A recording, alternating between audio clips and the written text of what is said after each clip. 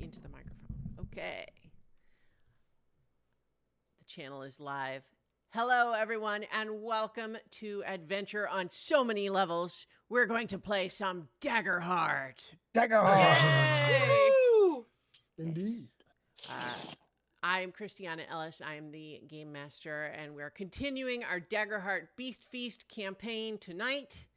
Our players include Nobilis as Bright. Blessings of the great golden elder slime upon you. Dove Archambault as Curia.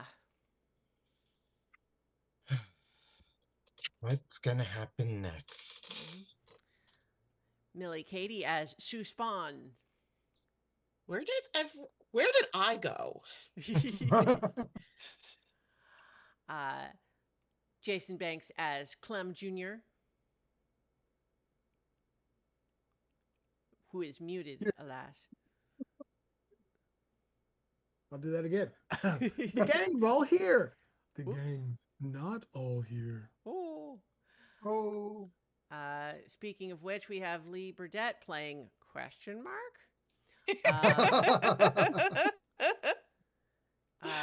And last but not least, Paul Weimer as Basilius. Roses are red, violets are blue. We have lost Zeek and my heart too. Aww. So, alas, indeed, when we last left our heroes, they had discovered an incursion of fungal zombies who had just tunneled right through the cavern wall into the fungal city of Saltbrine Falls. And the party valiantly sought to stop this invasion, only to suffer a terrible loss as their comrade Zeek fell to the deadly fungal zombies. And they were able to fight off at least that initial advance, although even without the loss of one of their own, it felt a little bit like a hollow victory because there were clearly more of these enemies within the tunnel that chose for their own reasons, presumably, not to advance. And so it is left feeling as though there are still too many missing pieces to feel like there is a good understanding of what's happening.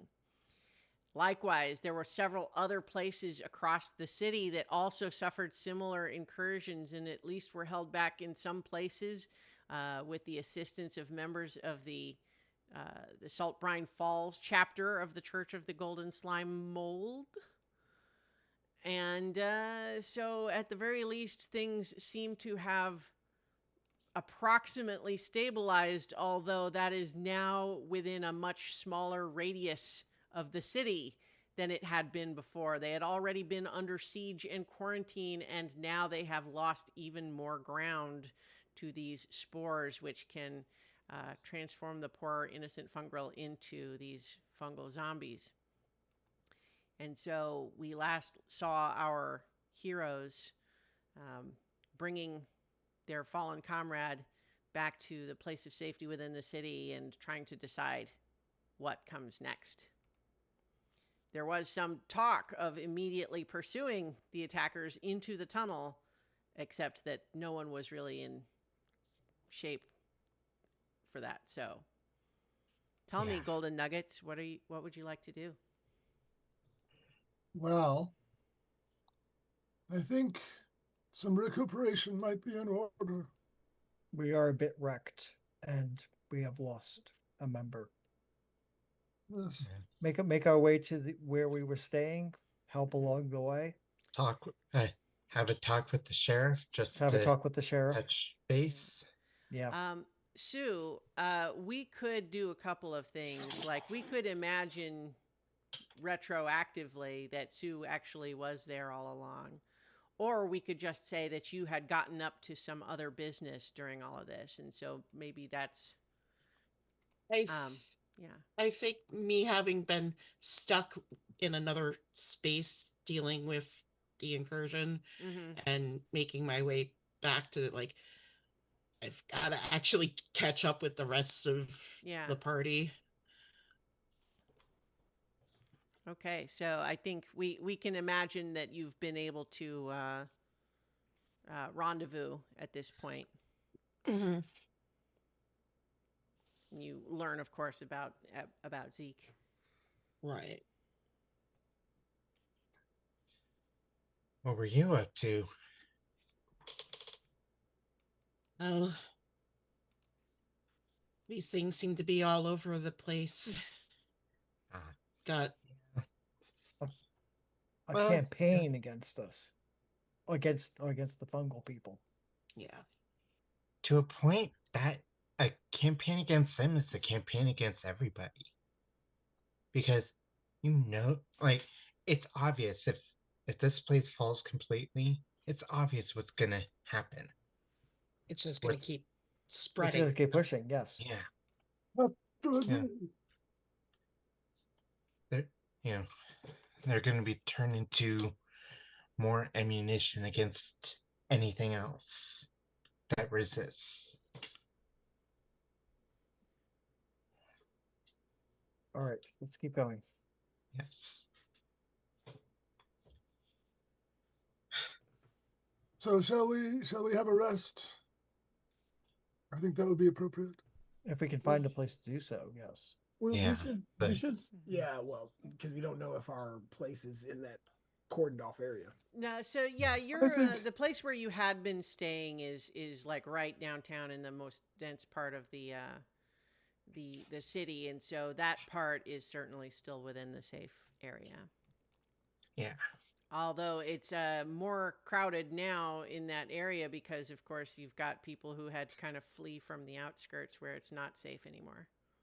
Mm-hmm. I think we should take a rest and then take our leave. Yeah. I'll be good to go. We've held off for probably longer than is wise.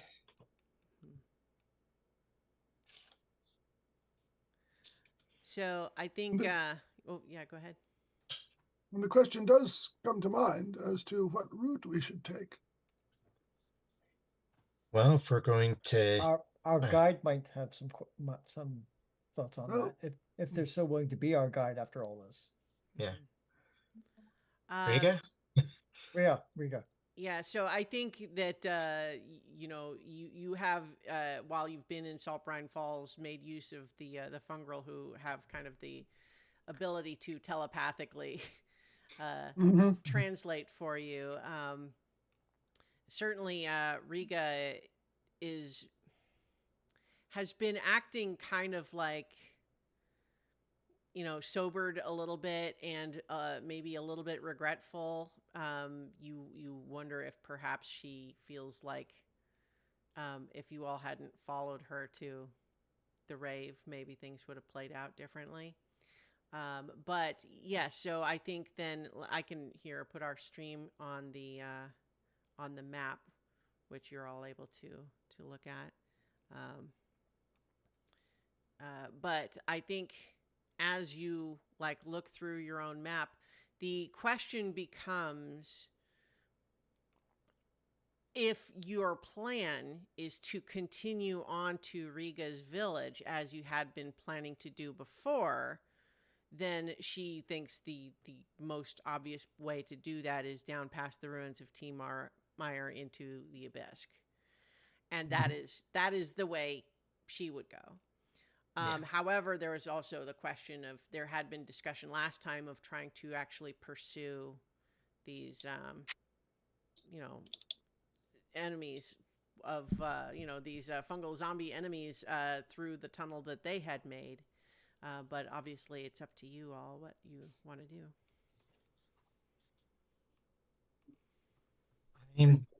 I think we should investigate.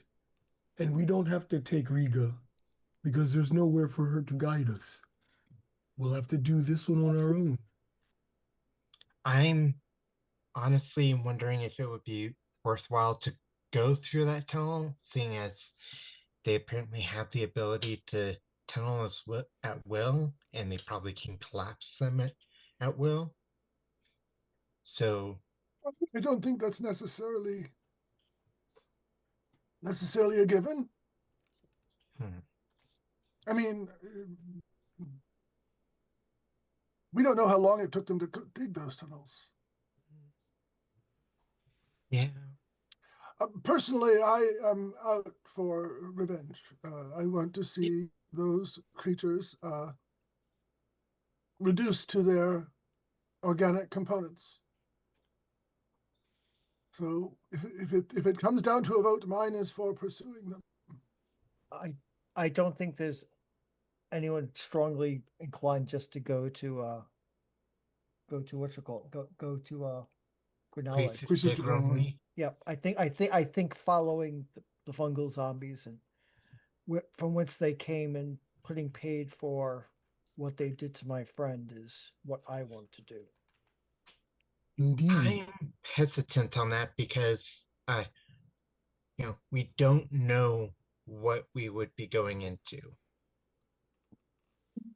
True. We don't know what we would be going into heading to Creatures de Grimoire either. But also, everywhere we've been on this journey, these have popped up. It seems like if we can get away from here and find out where they come from, might make our journey easier along the way. Because this isn't the first time we've seen these guys, especially those big guys. Do we want to bring these things to Riga's village by us blundering around? I do not. That doesn't sound like a good idea to me either.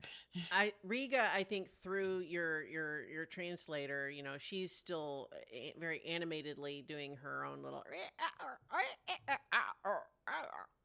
and I think Bright, you've started to pick up just enough that you're getting like big vocabulary words, like 1 out of 5. You'll pop up, but you're still difficult to follow. But the translated is saying. These things have been showing up all over the place in smaller numbers for some time. And if they have the ability to easily tunnel through the way we've seen, they really could be anywhere. Yeah, I'm afraid that if we follow down the tunnel, we're going to be in a maze, in a labyrinth that may, by the time we get back to where we started, the exit may not exist. Yeah. At least with going to Riga's village, it would be, fairly open and known tunnels, known passages. Riga says, I do have some interest in going to make sure that my people are okay.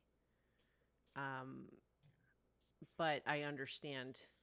There is the idea of getting Riga back to her people safely. So if that's a goal, if given how dangerous things seem to have gotten down here, then maybe that is what we should do. Get her to safety, then turn to revenge. All right. Enter one of those night. I feel like or that way. We'll be pursued by patchwork knights or their minions, regardless of where we go. All right. Yeah, Riga does say, and I agreed to be your guide, but I feel like I'm not useful in that capacity if we go off of our maps. Yeah. I don't want to pull you away from a revenge that you would deserve, but I think I need to go to my people. Yeah. I feel like if we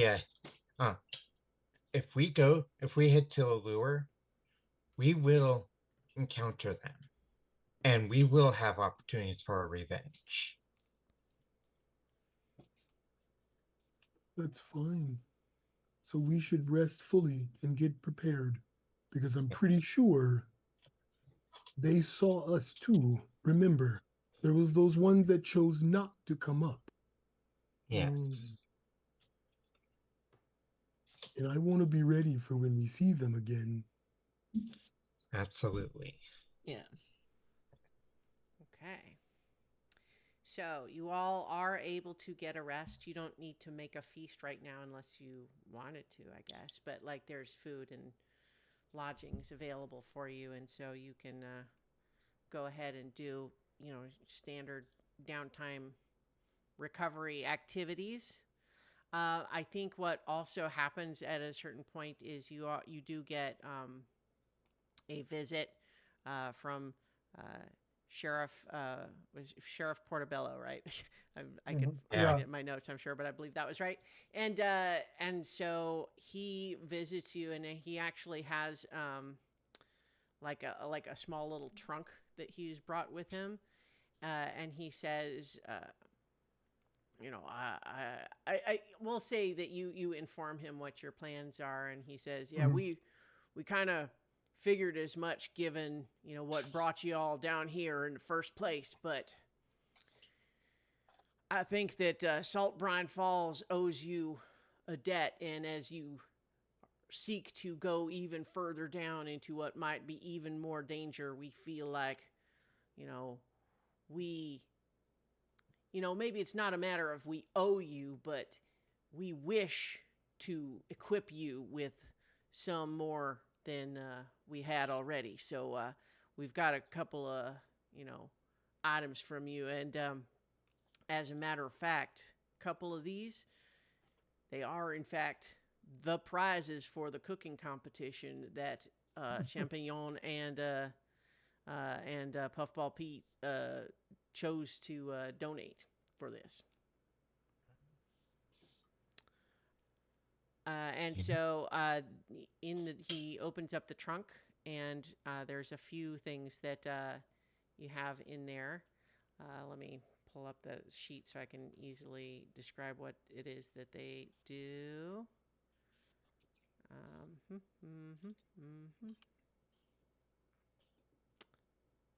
Okay, there we go. First is this is what they pull up a pendant that has wrought in silver and little semi-precious stones. Clearly, a little figurine of a flicker fly. You fought a juvenile one of these during your hunting expedition, so you know that they can be pretty tough customers. And so while whoever wears this pendant, while you carry it, any weapons with a melee range that deal physical damage, they achieve like a gossamer sheen similar to the iridescent flicker fly exoskeleton, and you can attack targets within very close range instead of only melee. And then also you get what's called a Hope Keeper Locket, which is during a long rest, if you have 6 hope, you can spend a hope to imbue the locket with your bountiful resolve. When you have 0 hope, you can use the locket to immediately gain a hope. And it must be re-imbued before you can use it that way again. But it's basically, you can store A a hope hope in it. bank. Yeah, exactly.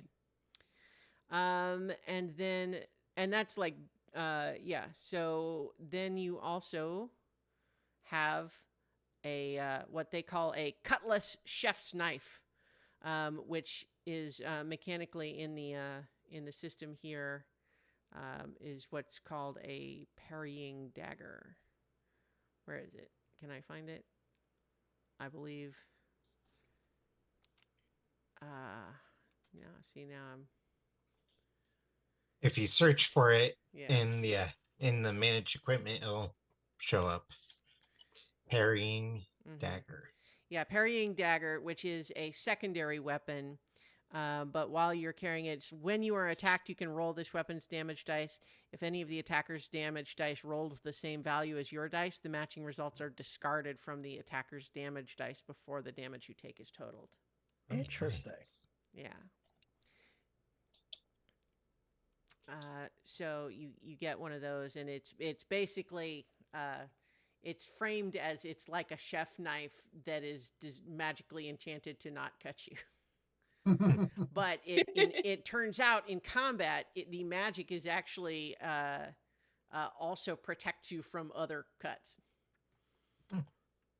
And then also you have some magic ingredients, and so I don't know if you had already filled up your ingredient pockets, so to speak, but there's some magic ones that you could switch out mundane ones for if you like. You get one holy cow's milk, which when there is only one die remaining, you can roll it and add that to the meal total. Okay. Then there's second chance beans, which you can roll a 1d6, and on a 4 to 6, so when you have eaten something that had them, you can roll a 1d6, and on a 4 to 6, you summon a hopeful belch that grants +1 hope, or on a 2 to 3, just ominous gurgles, or on a 1, the effect ends. And also some dire gazelle skull marrow, which gives you a trait called Built for Speed, which is a +1 to agility until your next rest. Short rest or long rest. And that would be for everybody who participates in the feast? Yeah. Nice. Yeah. So you get one each of those things. Okay. I'm going to add the holy milk to my inventory. What it says that when the feast is down to one die. Mm-hmm. Yeah, so instead of having to just say it's over because there's not another die for it to pair with, Right. you just roll that one and you just add whatever it gets to the total. What was the skull marrow? The dire gazelle skull marrow. Although it occurs to me in real skeletons, I don't know how much marrow there is in skulls. Seems like probably not as much as in some other bones, but you know. That's why it's precious. Would this count as a Yeah. special ingredient, or? Yeah, it's a special ingredient. Okay. I don't know. I don't actually. I put together this list a while ago, so I don't actually remember if any of these are actually like pre-entered into there.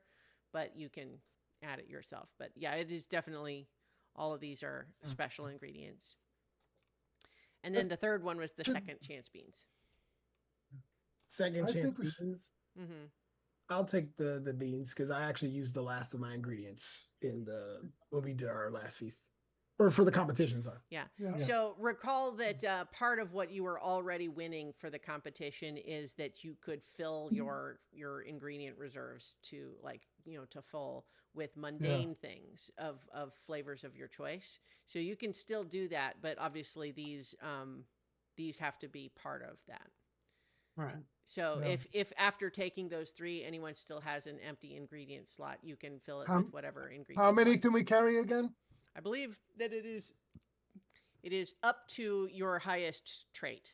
So I Okay. don't know. So Okay. one of the things that I'll also just say now that everyone playing already knows is that everyone is level 3 now after having rested. Yay. Yeah, Yeah. Okay. So I've got little- I've got 3 ingredients now. So Okay. So yeah. So if you have one of your traits as a +3 now, then you can hold 3. But if you're Yeah. still got a max of +2, then it's still 2. All right. I think we should hold a feast before we go. It's lucky. Are you you would like to get the the benefits? I think because you can be rested and have recovered stuff already, just from resting Oh. if you want. Okay. Well, I mean, I'm from not my going to point of stop you view, from doing yeah. a feast. It's fun. I'm just saying that okay. All right. Um, So should we do a long rest then? Is that Yeah. I that's think kind so. of what I thought you were doing. Okay. But, you all tell All me right. if you would Then we'll want do to that. something. Then we'll do that. Okay. Yeah. Yeah. That's fine. So yeah, Okay. you're getting the long rest in the same sort of suite that you'd been set up in before, and so you can just do the so-called normal long rest mechanics, which I Right. believe is you have 2 activities that you could choose for recover Right. health or recover stress or whatever. Okay. So Yeah. I'm going to tithe to my patron and recover health. Okay. Yeah, I recovered health and recovered stress. Cover health and I only have 1 stress and 1 armor. I guess I'll just fix the armor. I'll fix the armor and recover health. Mm-hmm. The other things that you maybe ought to take a look at is, does anyone want to take Zeke's stuff. Yeah, we probably should at least, Look it over. look over what he Yes. had. You want to tell us what Zeke was carrying, Lee? Yep, I do not have him pulled up right this second, but Well, hold on a moment. Let me grab him. I can pull it up. I have access to your sheet here through the Roll20, so I can. Yeah, go do ahead. that. So you were fighting with as a weapon an enchanted broomstick. Mm-hmm. That's a shepherd's crook, I believe. Right. Yep. Oh yeah, yeah we had, but in the system it's an enchanted broomstick. But yes, I think we had called it a shepherd's crook. So you had also the standard stuff like the ropes, torch, basic supplies, etc. You had a barrel lid shield, although it looks like you had not actually equipped that. Yeah, because I didn't have a free hand. Right. Quilted clothing as armor. You had a minor health potion. You had improved gambeson armor. You had one of the vials of dark smoke that you got after the cooking competition, and you were carrying the recipe for that. Yeah, y'all definitely want to take that. Yep. Oh, yeah. Yeah. Yeah. You also I'll had take the recipe. a strange pendant found in the dirt. I think it was Yeah. just a pendant that Zeke always wore, and I don't know if I think anyone when we else would set know it what up, means. Yeah. I think that Bass would know what it means because it was like Zeke found it in the dirt and somebody accused Zeke of stealing it, and it was this whole thing. Mhm. Yeah, I'm claiming that for myself. Yeah, if Bass knows the reason, he should have it. Yeah, he will I would just like take to it. take the health potion. I don't have any. Okay. Okay. Zeke also had 3 handfuls of gold. Well, should How probably. How about we see about using those to possibly buy more health potions and distributing That's those a good about? idea. Okay. Yeah. And so back to like the stuff that we got. If no one else wants it, I can take the chef's knife. May I have the Yeah, if you I seem already- like you could use that better. Yeah, I than already me, at fight with least. knives. Yeah. May I have the hope pendant? I think that's That's reasonable. good. Yeah. Thank you.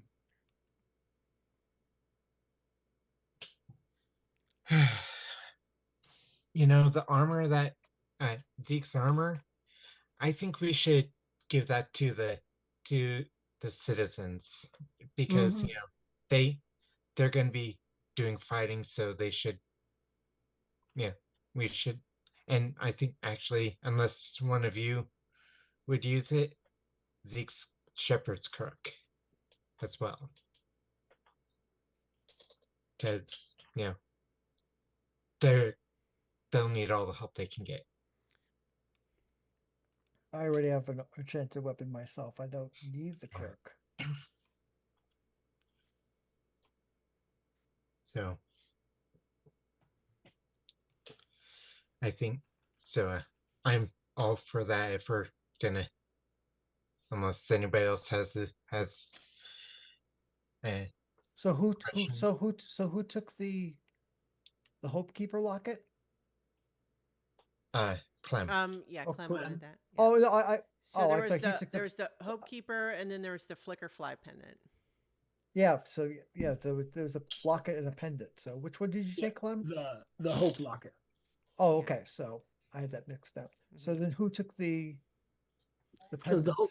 there was the hope locket, the one that stores, correct? Yes. Or is Yes. that- okay. Yeah, and Yeah. the Flicker Fly is the one where if you an attack that would normally be a melee weapon attack can be used at very close range.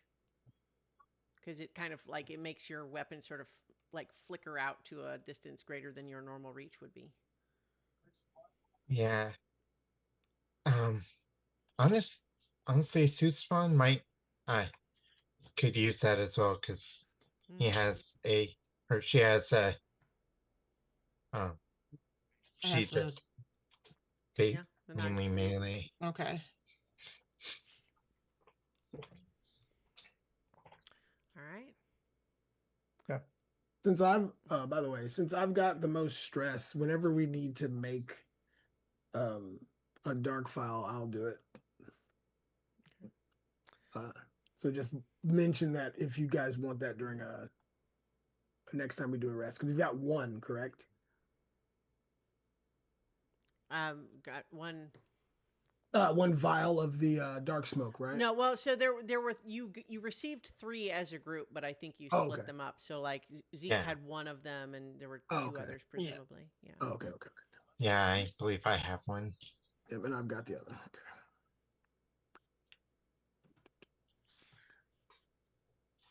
Okay.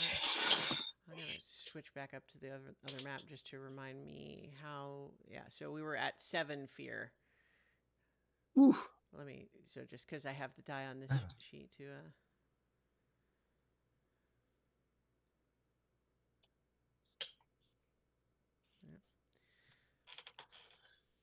Okay. Okay. So, you are all able to, get rested mechanically. Although I guess I want to know a little bit, just like in character, like how do each of you sort of like what's your long rest look like? Are you able to? Curia Yeah. is basically just she is kind of sitting by her window and just staring out at the city, Mm-hmm. just like, and like, she actually sleeps with her eyes open that night.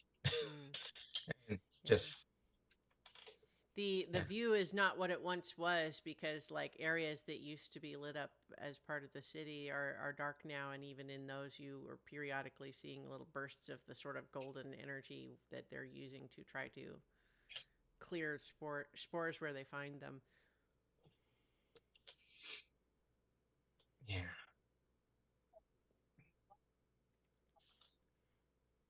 Who else? Bass will just be hammering out his armor and then just sitting in the corner, kind of knees up and morose, unhappy, and trying to rest as best he can. Mm-hmm.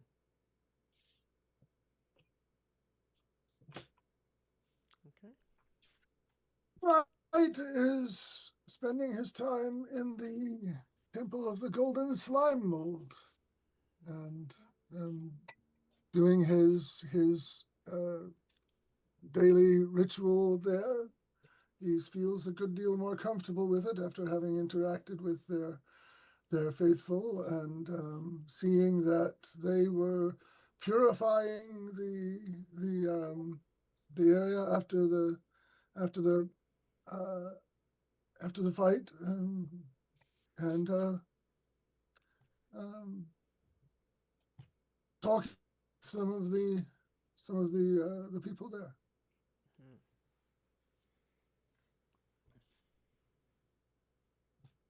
How about you, Clem?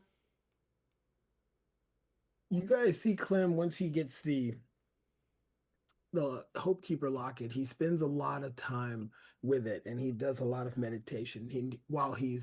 But that's after he works on his armor and kind of fixes his shell. Like you see him doing his traditional like stand there, arms and head go inside, and you hear like riveting and like stuff like he's banging on stuff, and you're like, what in the world is going on there?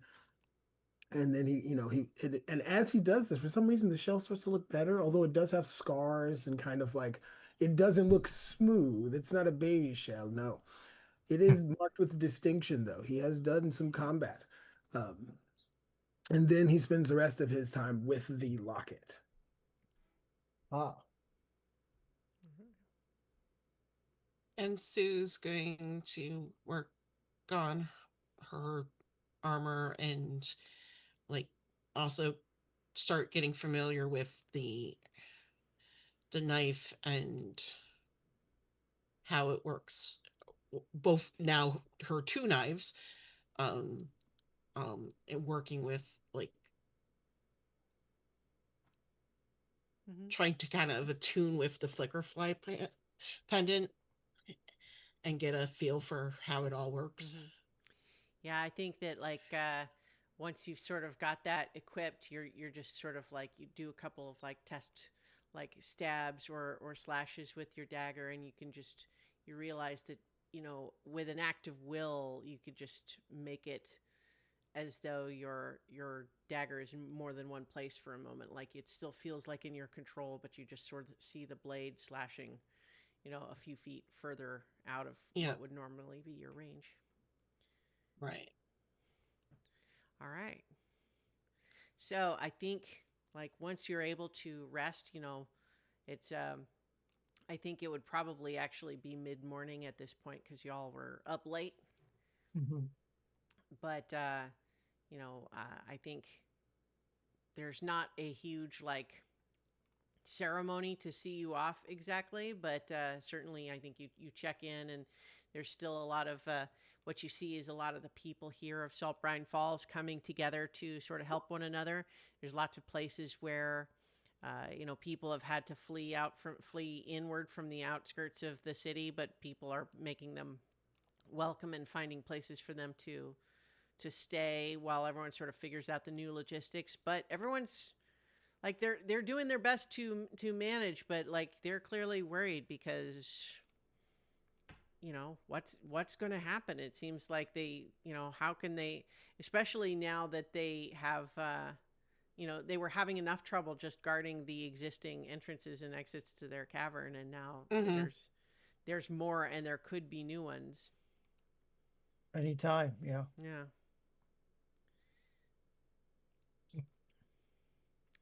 So, but with that, I think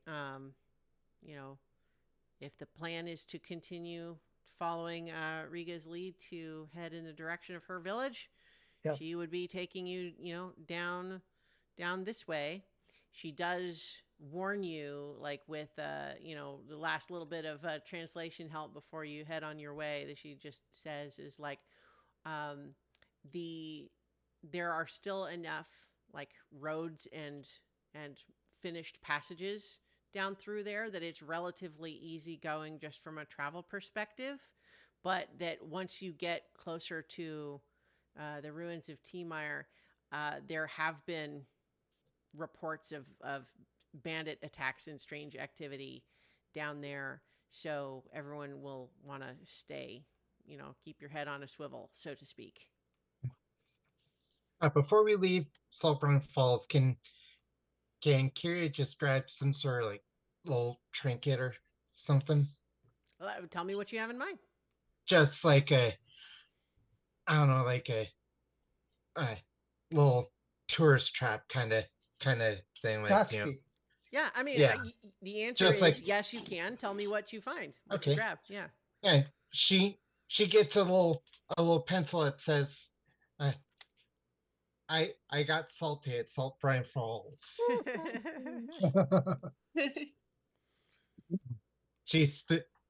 Because she specifically has an ability that allows her to return or find the path to wherever she Okay, yeah, great. had once been or has an item from. Aha. Nice. Lovely. Okay, so I think that, as you travel, we're going to, montage this a little bit because, we're moving things along. But as you're traveling down through there, you're certainly leaving behind the elaborately, covered with lichens and funguses and mosses everywhere. You're getting down into what was a bit more like the haunted ruins you passed through, but these don't have that same level of, magical malice that's just permeated the atmosphere up there. These just seem abandoned, although I think they are still intact enough, a lot of them, that it does kind of maybe raise the question for some of you, like, so why is it abandoned then? Like, why is it empty? Why is it ruins when a lot of this seems like it wouldn't necessarily take that much to fix it back up. Do we think any of you might want, like, maybe would want to see if you know a little bit of history about it? Oh, I think that Oh yeah. the Bright absolutely would. Yeah, yeah. Yeah. So I know that Kyria is keeping her head on a swivel, just yeah, like Yeah, and looking for anything, because there's always a reason a place is appropriate. Yeah, abandoned. sure. Clem will be, as they've made it through, he's right up front with Riga as the guide, like almost right on their hip, almost as if Clem is very worried about losing another companion. Mm-hmm. So, Bright, go ahead and make a knowledge roll for me. Okay, I'm spending a hope in order to use Underworld Scholar. Okay. Nice. Look at that. So that's a 19 with fear. I'll go ahead and take a fear there. One of the hang on, I have to, there we go. So one of the things that you do recall is that T. Meyer was once a really specific, like there were, like it was an empire is overstating it, but there was a kind of thriving sort of community civilization down there that actually, unlike some of the other areas down here, it was a little bit more like diverse in its population. But Okay. one of the most common ancestries we found there was Infernis, which is, you know, for folks who don't know the Daggerheart lingo, it's sort of similar to tieflings. So they have the horns and the devilish appearance in some respects. But there is actually what you know is there was, by all accounts, some kind of a religious schism there that was kind of inscrutable to outsiders. There was some doctrinal difference that anyone else that they tried to explain it to seemed to always find that, like, why would that have been enough to have 70% of the population leave a perfectly good city? But it was always kind of something that the refugees who left it behind didn't really want to talk about it. And so, like, when pressed, they would say that over time it had developed into a city with a sort of a very specific culture that cared a lot about things like hospitality and the you know, like manners and etiquette and all of those sorts of things, but that there was developing in that culture this knot of people that were kind of like, you know, orthodox or perhaps zealots in this idea that that sort of like etiquette and hospitality and like social manners and those sorts of things, like the unwritten rules of all of that stuff, that all of that was in fact not just sort of like social lubricant for how people live together in a society, but somehow cosmically important. And once it's cosmically important, there's no room for compromising on it or doing it a slightly different way. And it started getting really codified in an aggressive way. And so that is why a lot of people just eventually decided that, like, it was sort of the situation of like, well, unless we're going to fight to the death about it, maybe we just take ourselves out of that situation. And that happened not like all at once, but to the point where mostly people who did not have that sort of zealotry feeling about it left it behind. And it's generally understood that those who remained did not have a thriving civilization afterwards, because all that remained were the people who were extremely unreasonable and zealous about very specific social mannerisms, as though they are really important. Some people seems to think that there was actually more going on there, but that's the general like consensus that people heard from people who left. So it's been considered abandoned basically just because most people left it just because they didn't like the direction that it was going, and then gradually as the population dwindled, it just kind of stopped being a going concern. But was there more to it? Some people certainly thought so.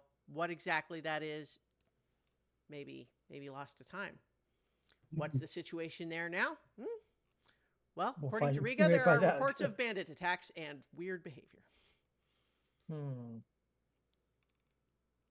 So, there is that fear that you rolled. Uh-oh. Yeah. So I think I'm going to go ahead and say that we specifically had people who called out that they were looking. So let's Yes. have, I'm going to have those, that was Curia and Clem that specifically called it out, right? Let's have the two of you make instinct reaction rolls here.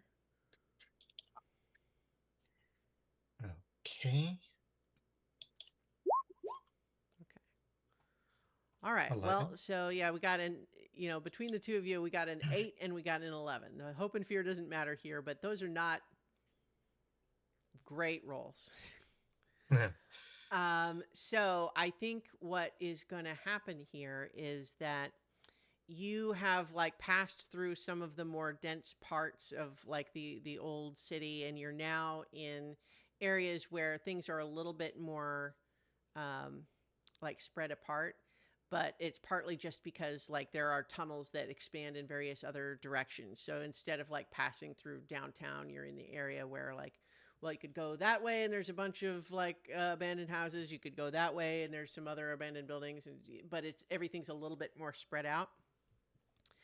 But you're passing through a pass, and all of a sudden, springing up from 3 different positions around you are a bunch of cloaked figures, and they are all sort of like brandishing weapons, and one of them steps up and says, "Behold, visitors, we cordially invite you to our tea party."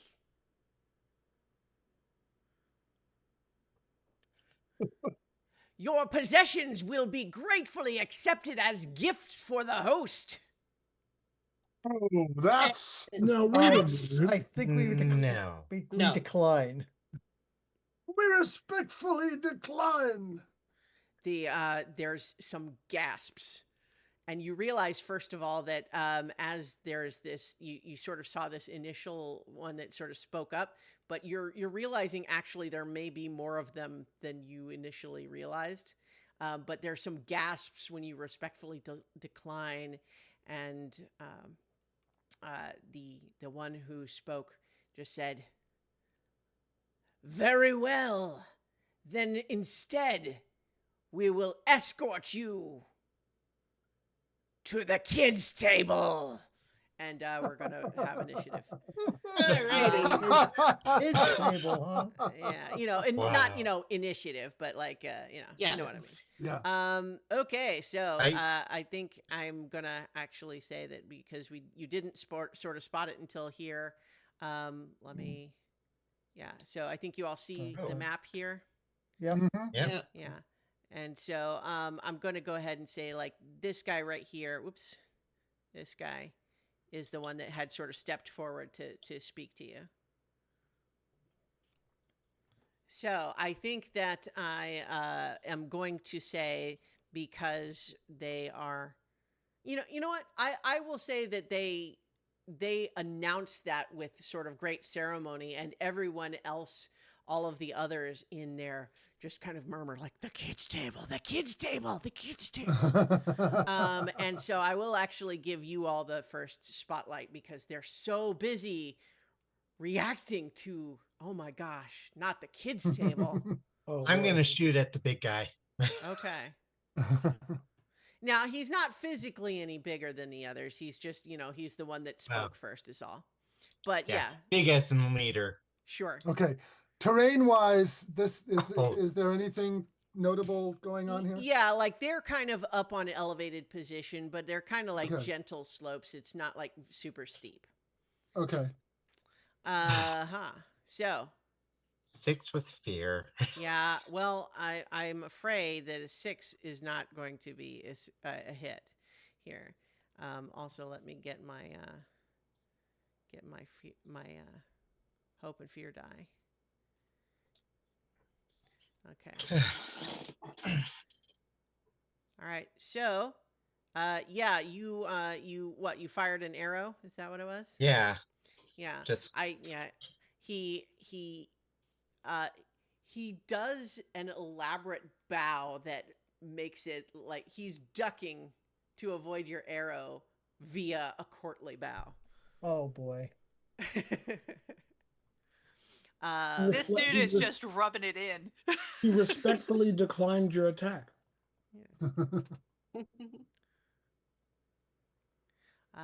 So let's see. I have to find my stat blocks here. There we go. Yeah. I think that what this guy does is he is going to. Yeah, he is actually marking a stress, and as you watch, he gestures at this guy, the other sort of more distinct looking figure, who is kind of in a darker sort of cloak, darker colored, and he gestures to him. He's spending a stress to do this, but as he sort of looks to him and speaks to him and is say, I endow you, my good friend, with the privilege of protection for these rude interlopers. And that guy starts to kind of glow a little bit. And while that guy is, he's sort of, you see some kind of like a magical shimmer all around him, which I'm going to reflect with this little yellow dot. And so then while we're at it, I'm going to go ahead and spend another fear to have these guys over there point, and they send their minions.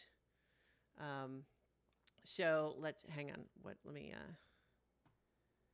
because these are not the horde like the zombies were last time, but they are minions. That just means they still move.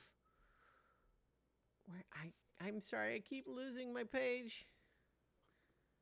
There we go. The initiates here, and yeah. So this guy is going to hop down, and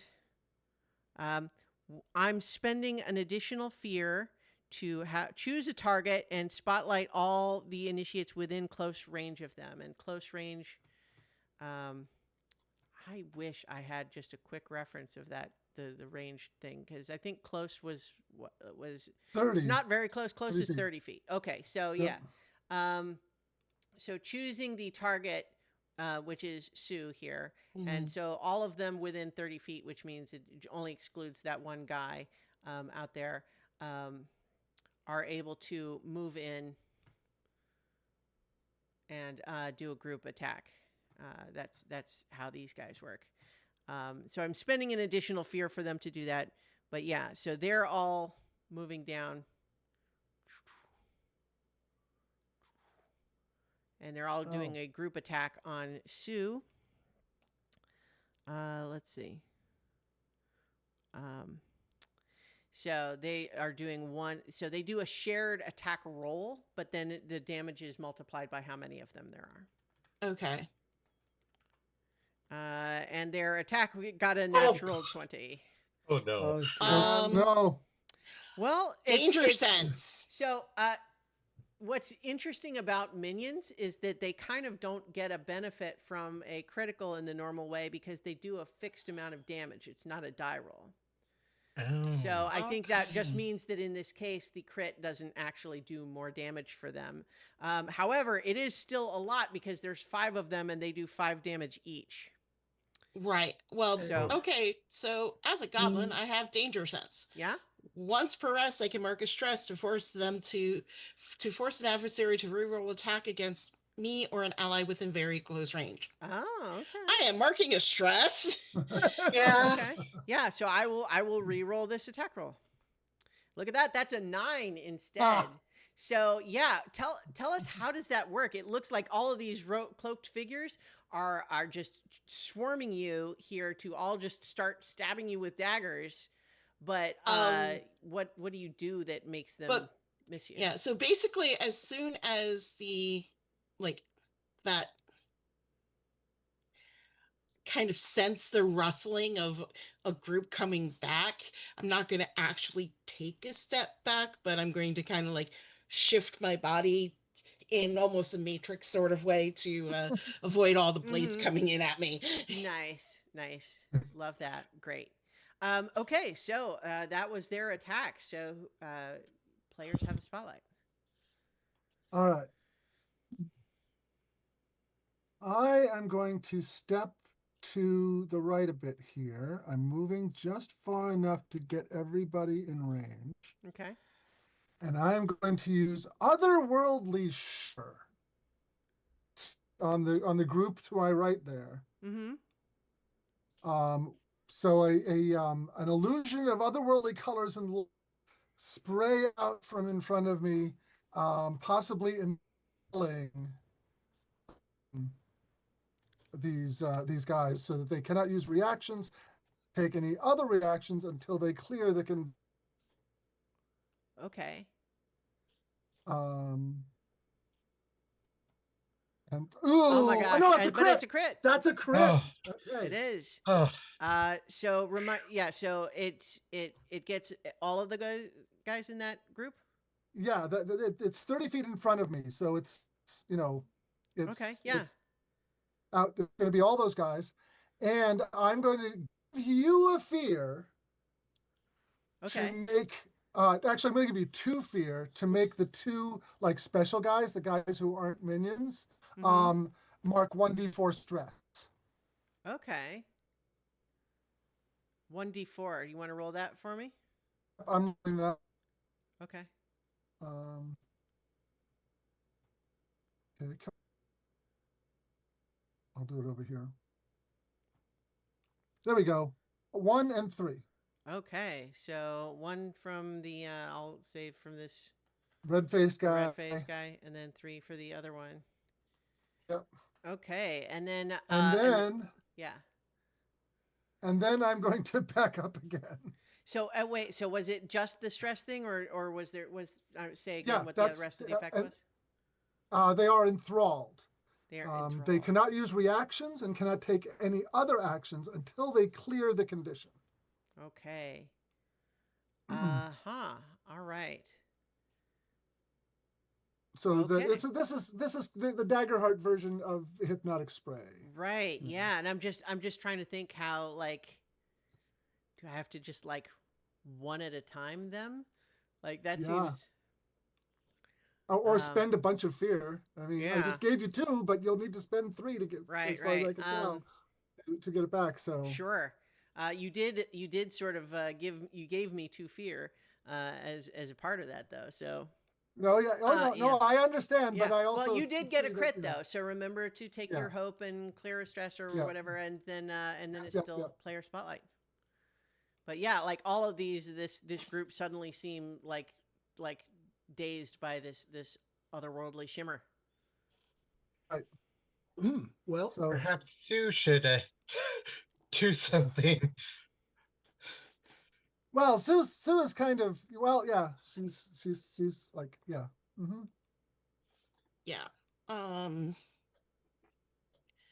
So you hit the guys over here, right? Yeah, All on the right. all the ones On the right. Yeah, yeah. So the ones that are near me, I'm going to make a spellcast roll for Shadowbind. Okay. Aha.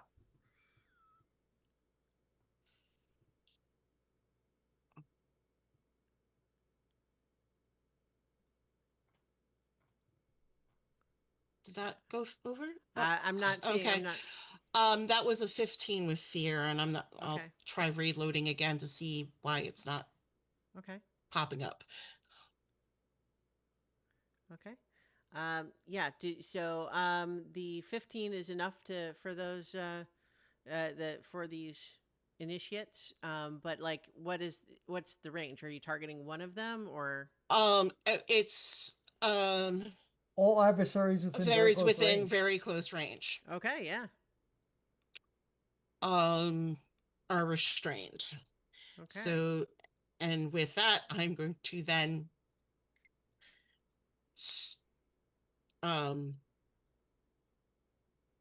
step back. Okay. All right, and then restrained. What?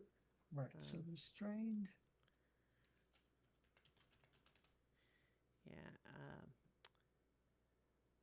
They can't Restrained. move. They Yeah, can take they actions. can't move, but they can. Yeah, they can take actions from their current position.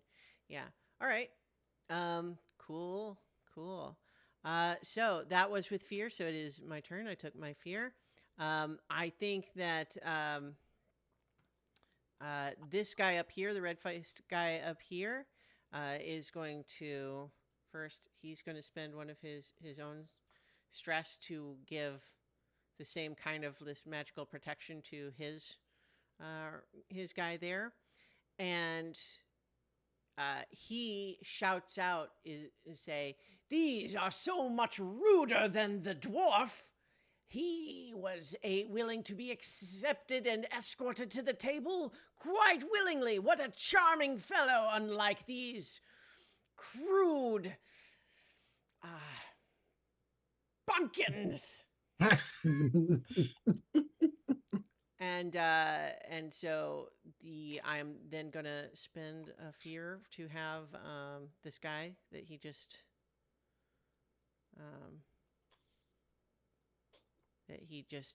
enhanced come down. And where was this guy? Yeah.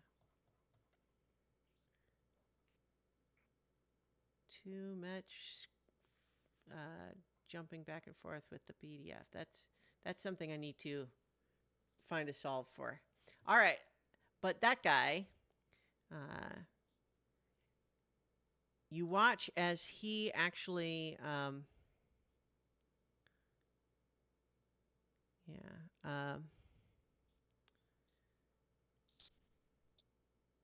yeah. So he runs down 20 to here. Oh, hello. Yeah. And first of all, when he's running down, you watch as he does not do what you would normally expect for coming down a slope like this, which is to like jump from the slightly like elevated position down to the ground, because it's not that far, but that's like what a normal person would do. But somehow weirdly he just like runs along the topography of it. So like he like seems to be able to just sort of adhere to the surfaces. But he also, when he gets down to you, Kyria, he is going to mark a stress, and you need to make an instinct reaction roll. Okay. 14 with fear. 14 is a failure. And you must mark 2 stress, and suddenly this guy disappears with Kyria. They both vanish from everybody's sight.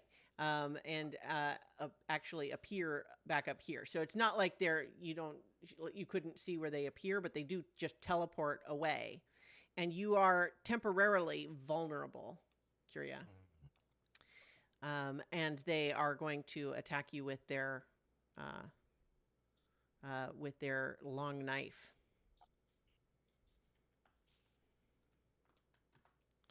That's a 12. But that should have advantage because you. Wait. The adversaries do advantage with the double. Yeah. That's how that works. So let me roll that again. Oh, that's worse. So does a 12 hit you? No. Okay, so you are temporarily vulnerable still, which I'll put a little purple dot on you for you, which just means that you would need to use a spotlight to cancel that, because he's basically just sort of teleported you into like an awkward, vulnerable position, and separating you from your friends. And I think I did spend the fear for that. I'm going to spend one more to have another set of these minions run down. Hey, look! Guess what, Sue? You've set yourself up to. Oh yeah, I forgot Oh, about dear those lordy. ones. Yeah, and danger sense was only a one-time thing, so Yeah. keeping my fingers crossed. So yeah, those guys run down to attack you. I am spending another fear to have them activate that thing, because otherwise it would be one spotlight would just be one of them, but their Yeah. thing is they can spend a fear to move together. Right. So they get a 10 against your evasion. Nope. Okay, so they're going after you, but you're still ducking and diving and evading their knife attacks, and Okay. and they And they just say, if you had any manners at all, you would hold still.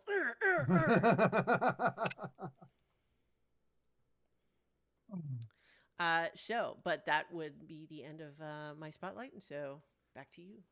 And just as a reminder, you do have Riga here. She does have stuff she can do if you all choose to give her the spotlight. I would like to Okay. go and try to clear out some of these minions because it's time to breathe. Yes. So it's time for some lightning breath on Okay. on this group. So I hit everything within very close range, which is the 5 of these things. All right, so let's get this a simple instinct roll. See if that works. Okay, a 19 with hope. Take your hope. That does succeed, and these are minions, and so basically whatever amount of damage you do is going to be enough to get all those guys. And especially since they were restrained, so they might have, I might have even given you advantage if I'd thought about it, but it doesn't matter. You got it anyway. Yeah, you just take all of those guys out. Wow. Man. What a time to roll max damage when it literally doesn't matter because they only have one hit point. Wow, my luck. Yeah. And you got anything else? Nope, I do not. Can Clem rush this gentleman right here? Because I'm pretty sure Clem can't make it to the teleporter, but could he make it to the other one? This one up here? Yes. Yeah. I'll give you that. Well, hang on. So 10. Yeah. Okay. Yeah. I'll allow it. Oh, were you okay? I thought you were going after the. Yeah, never mind. Go ahead. Yeah, the one up here with the. Well, you know what? How about this? I'm gonna have you make an agility roll. It's not too high, but just because you're kind of going uphill a little bit, just to. Yep. I'm looking just for 10. Okay, that's not that bad at agility. 21 with hope. Yeah. Okay. Well, go ahead and take a hope, and then you make it up there just fine. And you guys hear Clem say, with Casey Jones' wrath, I will come and smite thee for my friend. At the bat? Yep.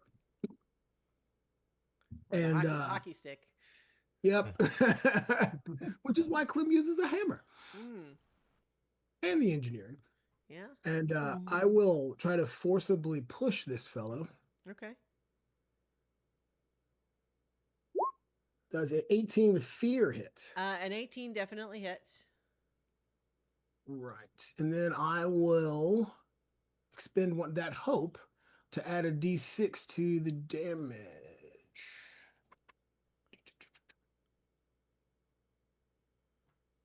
Okay. Go. 16 Okay, 16 is the moderate damage threshold for that guy. So he's going to take mark 2 hit points. And I push him back. Okay. Yeah, he sort of like you're sort of slamming him up against the hill. So like he might have gone farther, but he sort of like you made him slide upward up the slope a little bit. Right. And he looks down at his now sort of dirtied, muddied cloak, and then back to you with murderous rage in his eyes. Please get closer again. I need more practice. Okay. Well, it is now. Let's see. I think. Yeah, he's going to. Okay, that was just me testing. And so I think, yeah, he is going to. He's drawing a rod that he's targeting you with, Clem, that guy, and he is spending a fear as well to make this an enervating blast. So first, let me roll his attack, which is only going to be an 11, which I don't think beats your evasion, or does it? Oh no, yeah, he hits. Okay, great. Yeah. So 2d4 plus 3.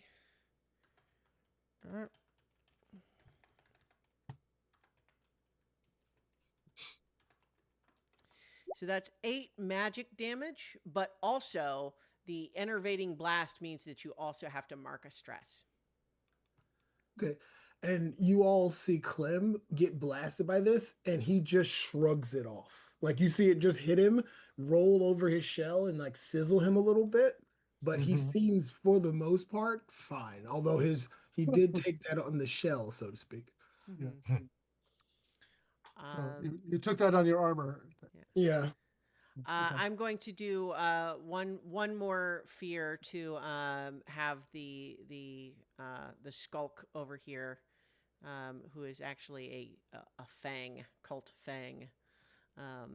Gonna have him clear his dazzlement, so like he kind of snaps out of it. Okay, but back to you guys. I haven't had a go in a while. Anybody mind if I? Oh, Go ahead. All right.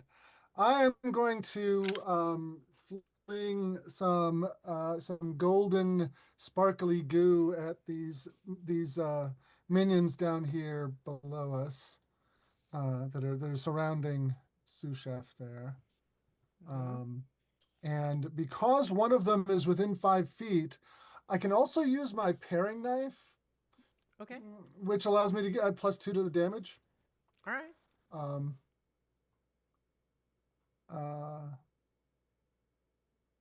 That is a 15 with hope. Okay, great. 15 does hit those guys. So that's 2 plus 6.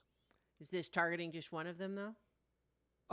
Well, isn't it the kind of thing where if I get enough damage, I can take out more than one with an attack? Yes, it is. Okay. So that's So it's they have 5 each for that purpose. So you're certainly going to take out at least one, and then because you got 14, that means that you can take out 2. I'll take out 2. Yeah, you are 1 shy of taking out 3, but yeah. Mm-hmm. Yeah, that's how it happens sometimes. Yeah. Yes. All right. Pew, pew. And they are And they drop. So this Glittering. this glittering goo kind of covers over them, and it looks like it just hit a little splotch. But as they try to wipe it off, it gets on their hands, and then they just kind of dissolve down into a pile of goo on the floor. Oh gosh. Nasty. Yeah, Golden slime combines and joins with all. This is not the way Bright's attacks looked in the past.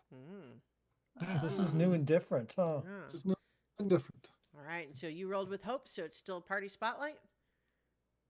perhaps Riga can Yeah, Riga go. do some action. Okay. Yeah, I think that she is going to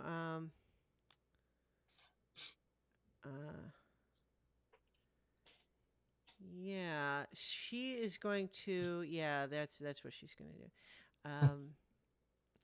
She is going to hop up, following Clem up here, and she is going to use her reinforce ability. And so basically, she is using that to make her own attack against the red faced cultist up there. And gets a 19, which certainly is going to hit that guy. And then you can clear a stress, Clem. Oh, nice. Because she's got your back. And then roll. I like that because stress allows me to do things. Mm-hmm. Yep. Yeah, so that's Sure that's does. 11 damage that she's doing against what's it? That guy. The red-faced which, guy, yeah. Yeah, which is gonna actually finish him off because it's another 2 Okay. against him. So yeah, kills that one. Do we still have the spotlight? That was, you gave that to her. She doesn't roll either way. So you know what? Okay. Yes. Oh, nice. Okay. Okay. Yeah. I'm going to mark a stress to take on my patron's mantle. Mm-hmm. Okay. How about this? uh, Actually, I'm gonna take it back just because I want to set a rule because this might come up again. I'm gonna say, Okay. Because she doesn't generate either hope or fear on her rolls, Okay. that someone can make just a quick like fortune roll, and to see if so, depending on whether you get hope or fear, that will determine. Okay. Okay. Duality roll. Yeah. Yeah, duality roll. That makes sense. Okay. There you There's go. hope. Yep. So yeah, you still got it. All right. I am going to mark a stress to take on my patron's mantle. Okay. And that's just that's like incidental. Mm-hmm. So somebody else can act. I just wanted to have that Okay. on. Christiana, is that an enemy up in front of us, or is that just an extra token? This one? Yeah. Yeah, that's one of the other initiates that just wasn't quite close enough to rush as part of the group action before. Okay. I would like to go and shoot at the guy in front of me because Okay. So unless you use your spotlight to clear your vulnerable, you are still vulnerable. But you can either do that or not. So you can attack while still vulnerable, but you won't clear vulnerable until you do something to do that. But will it affect what I roll? No, other than you are still vulnerable, which means Yeah, they I will know. have He gets advantage advantage against on you. hitting you. Yeah. Yeah. Yeah. Okay. So 22 with fear. okay. You know what? I'm gonna take a stress and then go ahead and increase my dice. Okay. 14. Okay. 14. You notice as the sheen of armor. Actually, you know what? Never mind, because we killed the guy who gave it to him. So you watch him grinning as he's got this sort of sheen of magic armor. But then as Riga finishes off his buddy, it fades, and so all of a sudden he's taking the arrow full instead of having it be resistant. So he's got that's going to be two hit points for him. All right. And but you rolled that was with fear. Yeah, so he is going to he's going to attack you back. And then so just standard okay. That's a 14. Oh well, that's with it, and then with advantage. Oh boy, that's a crit. Oh boy. Yeah, that natural 20 does hit. Yeah. That's why being vulnerable is not great. Yeah. So he's going to roll 4d8 plus 4.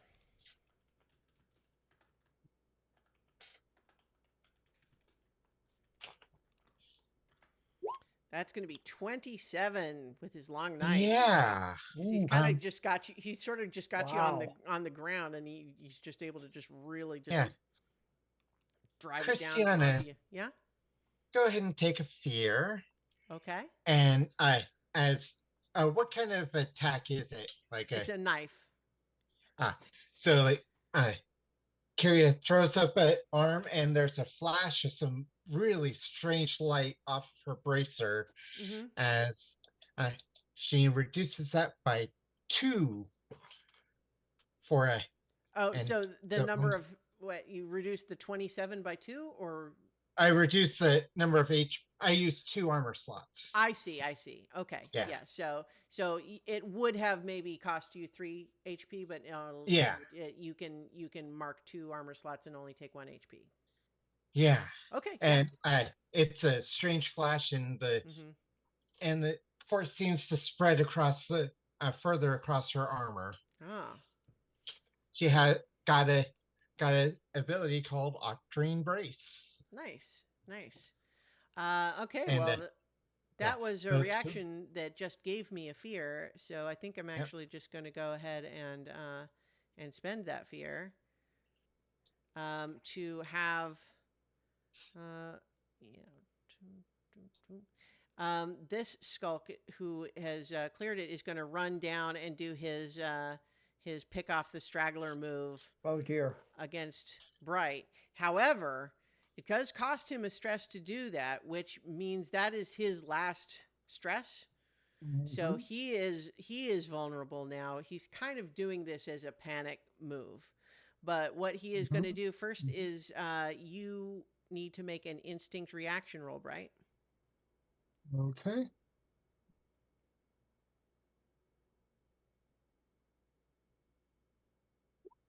That is a 20. Okay, yeah. So that actually succeeds, and so you are not Teleported away. Yeah. Now, even on a success, though, you do still have to mark a stress. Okay. Yeah. And so you are not teleported away, but it costs you some concentration to do that. And then I will mark one more fear to have him in frustration just slash at you anyway. I'm actually going to mark 2 fear because I'm going to do another thing in a second. So his attack against you. Wow. I'm rolling so many natural 20s this session. That's crazy. Okay, well, that's how it goes. Yeah. You don't have a special thing that lets you mark 2 armor slots, do you? To have something that allows me to spend favor instead of armor slots. Well, that was going to be 25 armor or damage. I mean, that's severe.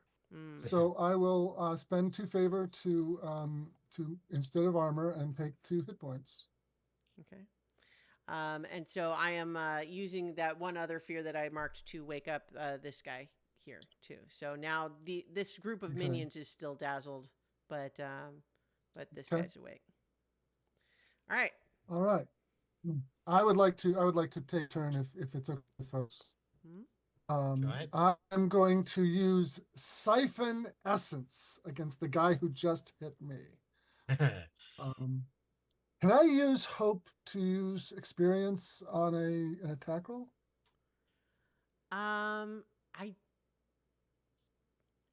You know what? I think you can. You have to spend a hope to do it, but yeah, like I'm going to spend a hope to use Priest of a Small Cult. I am going to use Siphon Essence on him. Great. So let me do that spell cast roll. It's going to be an extra 3 because I experience to increase my my experience, and so that is a 21 with hope. Okay, nice. Great. Yeah. And got your hope back. And okay, that's not a success with fear, so the damage is only 2d20 instead of 3d20. Okay.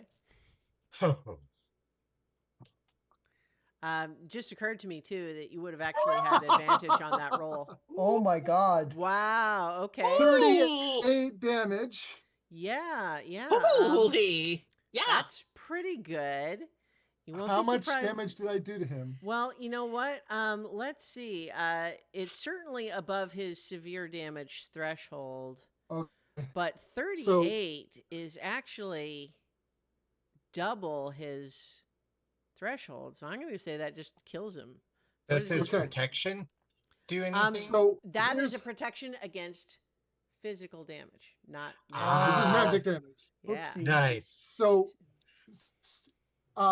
the gooey golden slime form, he reaches out his hand and it stretches out unnaturally over his face, and then spreads out over his body, and you can see kind of sizzling acid vapors coming off of him.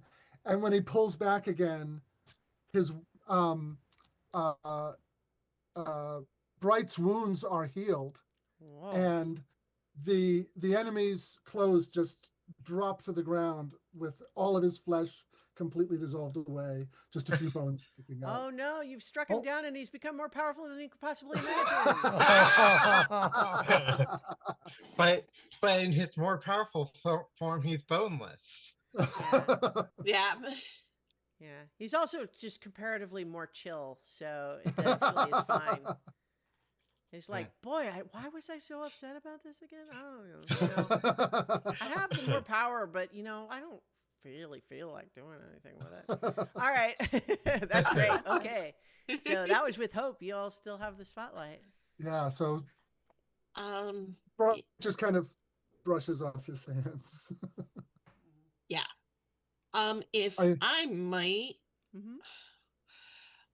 so take a stress to cast Shadow Stepper.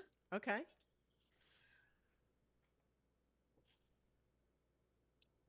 And that's within far. Okay. When I appear cloaked. Ooh. And then I'm going to spend a hope to cast Rain of Blades. Aha. And that's within very close range. Okay. So that should get all of these guys. Sure. Yeah. All right. Yeah, I think very close. I would normally say 15 feet, but I'll give it to you, especially since the minions there are like still dazzled and not trying to evade. Okay. All right. So let's see. They okay, yeah, 23 certainly with a fear. hit. Yeah, so I'll take the fear, but you're definitely going to hit, and so all of those minions are done for. And 12 damage. Yeah. So And I am visible again. Yeah. These which guys may not be a great gone, thing, but which is just as well because now I don't have to one by one have them wake up from being dead. And then 12 against this guy as well, which for him is, I believe, going to be 2 hit points for him. Yeah. okay. Yeah. All right. As was with fear, your turn. Well, Yes. their turn. Yeah. Mhm. The enemy's turn. Yeah, so I think that let me delete this guy because he's dead. This one is gonna, do his run down here. Let's see. Yeah. Hang on. Let me double check the rule for that, because I might have to. You know what? I'll spend another fear to make it totally legit that he's going to call all his guys to come down and try to do their group attack on you. Right? I'll spend one He more fear. did kind of just eat one of their friends. Yeah, I know. But like, Which means so, he's also now a target. Yeah, yes, that's fine. Now, all of these guys, though, just are coming at you with these just maniacal grins that are just we're gonna take you to the party. Oh dear. And so they're not looking afraid. They're looking like insane. Right. I was right. about to say, which one has the hat? Yeah. So these guys do their extra. So yeah, they're doing the group attack against you, Bright. Which is a 13 against your evasion. That is my evasion. Yes. Okay. So that hits. So and they do 5 damage for how each of them that's doing the attack. So that would be 20. Okay. I will mark an armor slot and 2 hit points. Okay.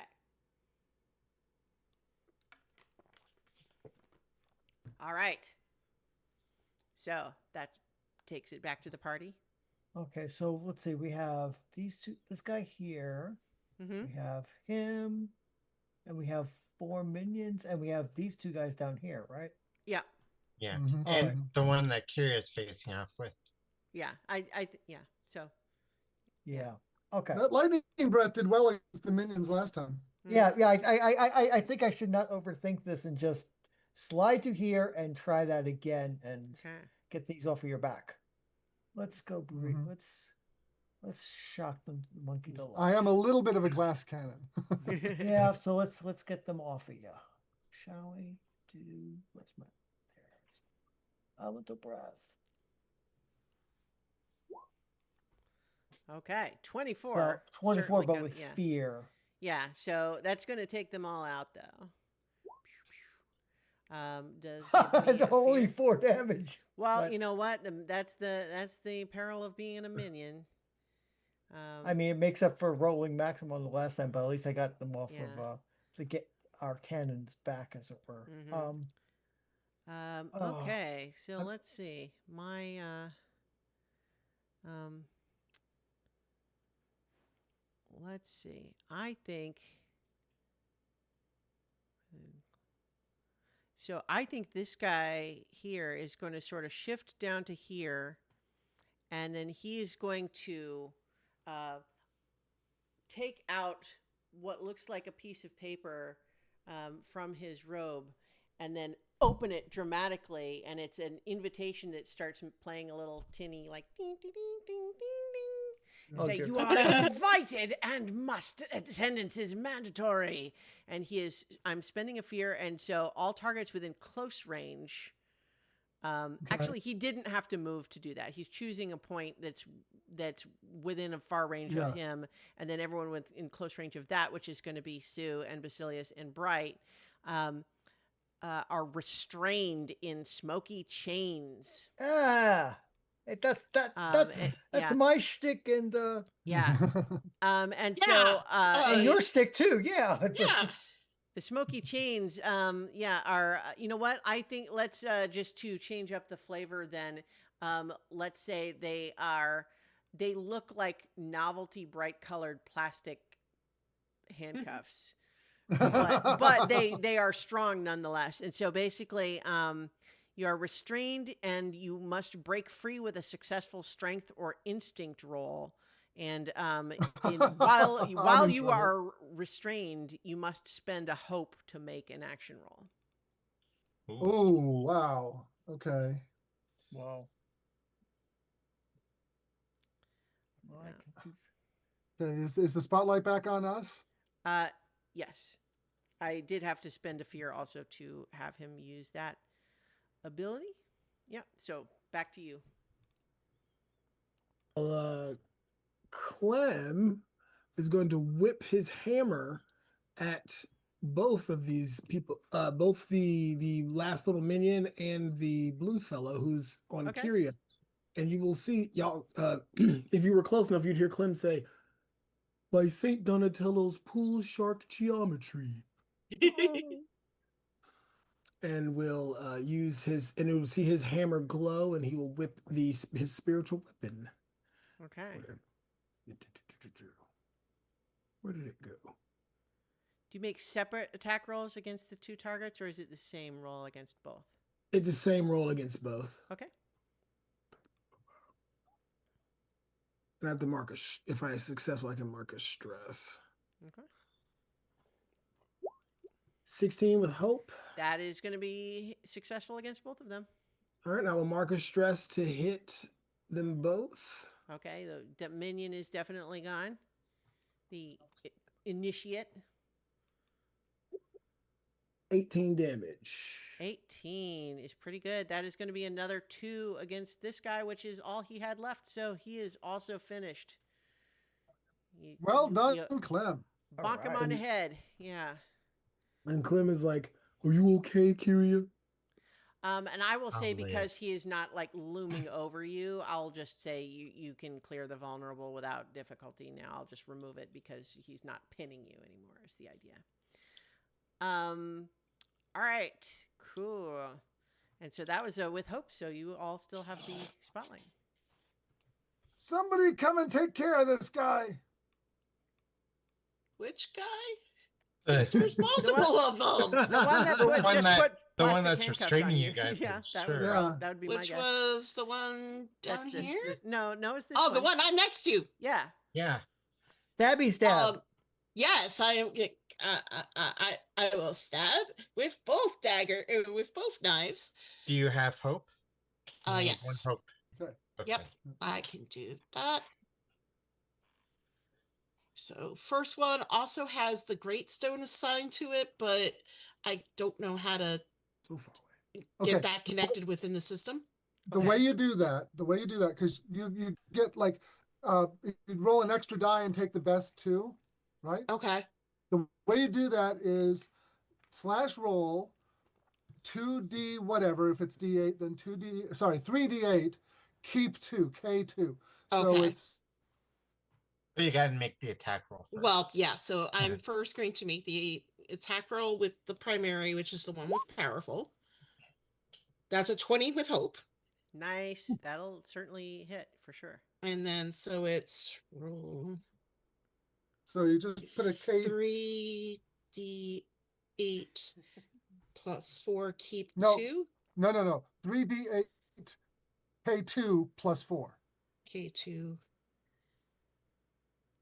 You could also just roll the number of dice and then manually say which ones you're keeping. But Oh yeah. Well, dropping. Yeah. Okay. So that's 11 points of damage. On the first one. I mean, so I think it didn't. I think you added a space where you didn't need it or something. But see, because Yeah. right now, Yeah. if you're It should be keeping 2 of 14. those 8s, it should be 10 plus 4, right? So it should be 14. Okay. Okay, 14 though for this guy is also enough to finish him off. Nice. Okay. So I didn't. So Well, I still had the second one just in case, but with hope. Yeah. Hey, someone else. However, I am actually going to spend a fear to interrupt as these 2 remaining guys look at each other and say, "We're going to move up so many places on the seating chart." And they give each other big, enthusiastic hugs, but then disappear. They teleport out of sight.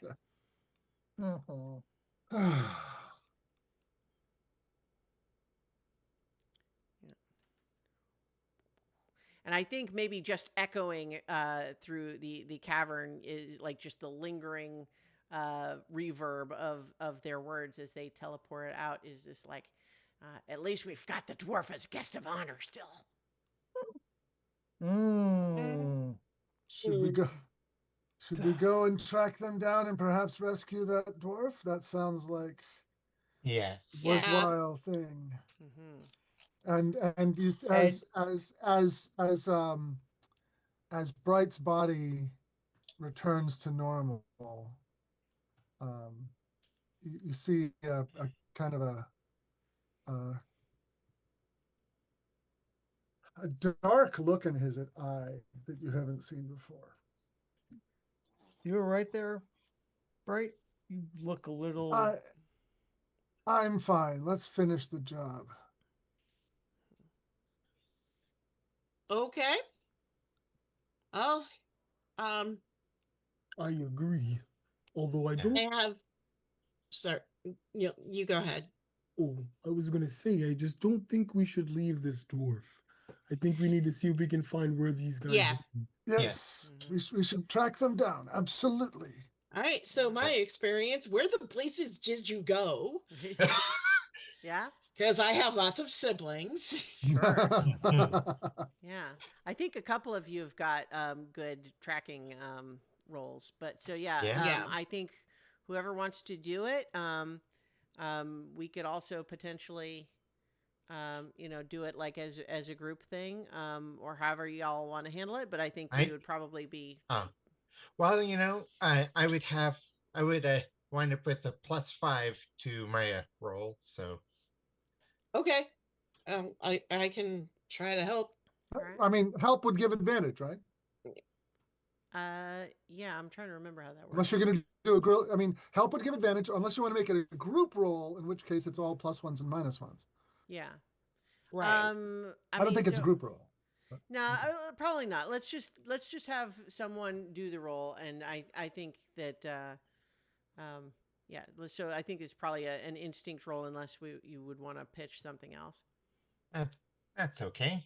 And advantage with assistance, or So I think it's like if someone spends a hope to help. Is that how that works? I always forget how that works. Well, I can do that. okay. Yeah. 26, but with Yeah. fear. Yeah, great. So I think that I will go ahead and take. First of all, I believe we left that on 3. Yeah. So I'll go ahead and take it back up to 4 fear, but you certainly are able to pick up the trail and follow it back, because this was a lot of people that initially came out, right? And so you're able to sort of follow their trail back without too much difficulty. And I think that you find yourself approaching what looks like, imagine sort of an old English country manor house sort of thing, but then allowed to just like decay and fall into total disuse and and to just look really sort of decrepit. And then from there, have people with a budget of like $200 try to decorate it really nice. Oh, And I think that you are able to, with that trail, that was a high enough roll of tracking them that I'll throw in a stealth approach for free here. Woohoo! So right. I think that you will see as you approach that there's the house part, but clearly there's also an elaborate like garden where it looks like they're setting up for some kind of demented garden party. And there's still a lot of like bustling activity, like as things are being set up. You're hearing like some musicians like getting ready to play, like tuning up their instruments. And you also do see kind of like way off to one side, there are what look like some pens that have been set up, like they're being guarded over there. So there's the house, there's where they're setting up for the party, and there's the guarded pens. I think that the dwarf is most likely in those guarded pens. Yeah. Yeah. How about if we do a sneak in that direction? Yes, that sounds good. Have a look around. Are you having everybody sneak over together? I was thinking of inviting the stealthier members of the group, because Clem and I are not terribly good at that. Actually, you would be surprised. Clem is quite sneaky. Okay. Well, I mean, But- if we want to, I think it's best not to split up too much. So if we've got it, let's give it a Actually, shot. what I could do, because it's far ranged, I can just shadow step, and I know how to pick locks and stuff if they happen to have any locks. So I just pop over and let them out. You know? Like, it was, so looking around the pens, are there like, is anyone paying attention to the pens other than the people in the pens? Well, I think you're too far away now to see that clearly. You just see that there are definitely some people like standing outside what looks like maybe like outdoor cages sort of situation. So, but I think you would have to get a little closer to really see any more detail. Okay. Oh, I can try sneaking closer.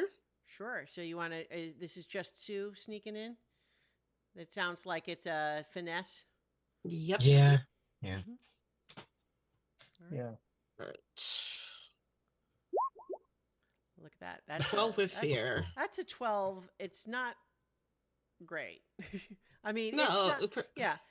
So here's what happens, I think, is you are sneaking over there, but you have the advantage, it turns out, because even though I think you would probably recognize by your own standards that that was not your best Great. work, but it turns out that the guards are distracted. Because what you see when you arrive there is that although there are these pens, and some of them, the empty ones, look quite desolate. Like they are pretty shabby looking. They don't look like you wouldn't want to be locked in one of these things, even though they have been decorated with crepe paper. Okay. But what you see actually is that the only occupied one is actually standing with the door ajar, and immediately outside it, the guards are sitting at a table playing cards with a cheerful looking dwarf.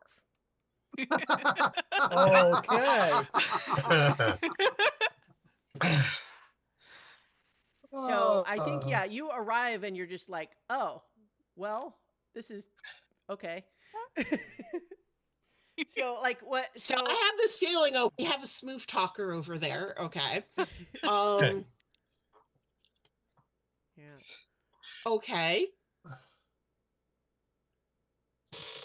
Mhm. So I don't need to Yeah. start the prison break. Go ahead and make so Lee, your character, have them go ahead and make an instinct roll here. Okay. You're trying to beat Sue's 12 stealth, basically. Hey. Look at that. Yeah. So I think you spot that a little goblin has snuck up very quietly, clearly sticking to the shadows, but then is just standing there a little bit dumbstruck looking at you. But so you are currently, I think, I think that I will give you some license to edit around the details here, but I think basically the scenario was you had been traveling, you'd been traveling through, you received an offer, an invitation, very much like what the others did here, but your reaction was somewhat different. What did you say? Said, a tea party? Excellent, chaps. I would love to attend. Oh dear. Mm-hmm. So what do you do now that you've seen this goblin kind of sneaking up and seeing what the situation is? Yes.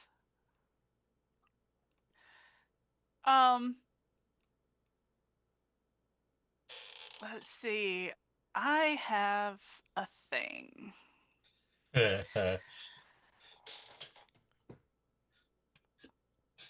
Is it a shiny thing? No, it is another thing. New character sheet. Yeah, new character sheet, and I'm trying to think. This kind of character class is so far out of my realm of experience. You have no idea. Oh boy. So this is yeah, the all right, so I think it's I think it's like I'm torn between inviting Sue to join and saying, well, it's been marvelous, chaps. I am certainly appreciative to the donations to my pockets from this rousing game of Go Fish. But unfortunately, I must, of course, not overstay my welcome. Everyone is so busy. I don't want to distract from the occasion, and so I will take my leave. So I think that what we would be looking for, if it's the latter, is a presence roll to persuade these guards. And you have been working with them enough a little bit that you've kind of got their number in terms of the things that like move them. And I'm not giving you advantage on the roll exactly, but I'm taking that into account. Yeah. Well, I'm also going to spend the hope that I just I just used, and for my experience of, have you heard this one?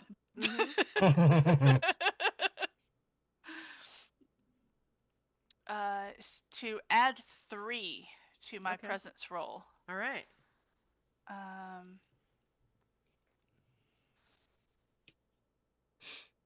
Okay.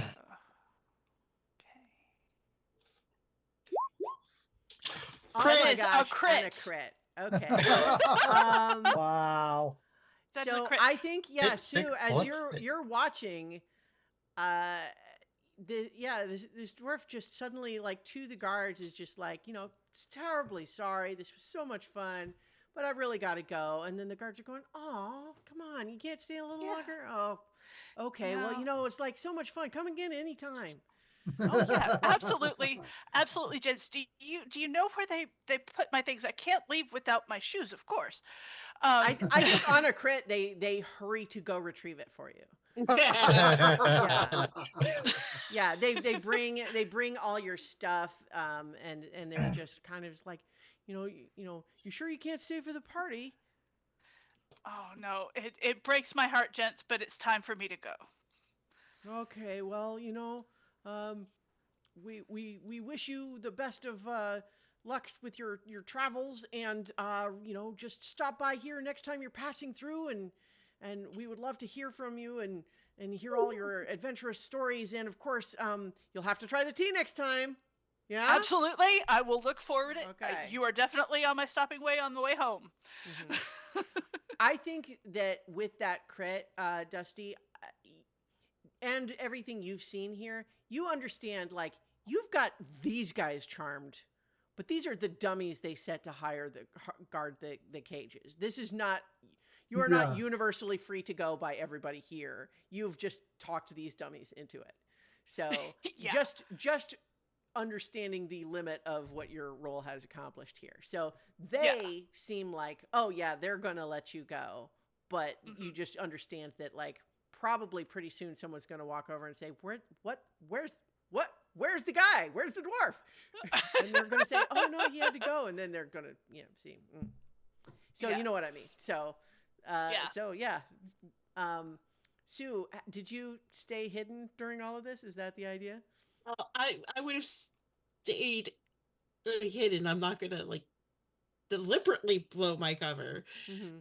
but particularly if our potentially goblin, our potential friendly dwarf here, is keen, is leaving. It's like, I will be there to help, in the escape So are you, if needed. Dusty, are you just kind of like walking over to where you saw Sue duck into the shadows? Yeah. Okay. Well, or at least near there. Mm-hmm. It's like, I gotta go. So I'm going to leave in Go. a direction that is not the main party grounds. Yeah.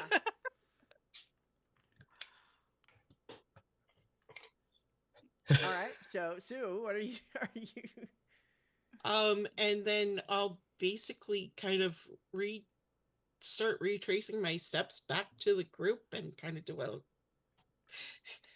So my come my with me, question sort is, of. like, are you okay? Dusty, Yes. did you walk over to say hi to Sue, or did you walk off some other direction? No, I walked over to say hi, kind Okay. of sotto So, voce. just to clarify there. Yeah. Okay. Yeah. Okay, so I'm like, Yeah. Hi, my name's Dusty. You're getting me out of here? Awesome. Excellent. Let us go. All I'm right. gonna give myself a hit point of damage with doing the shush. Yeah. Don't do that. Don't do that. Just trying not to draw attention to the fact that there's someone else they go to try to invite again. Yeah.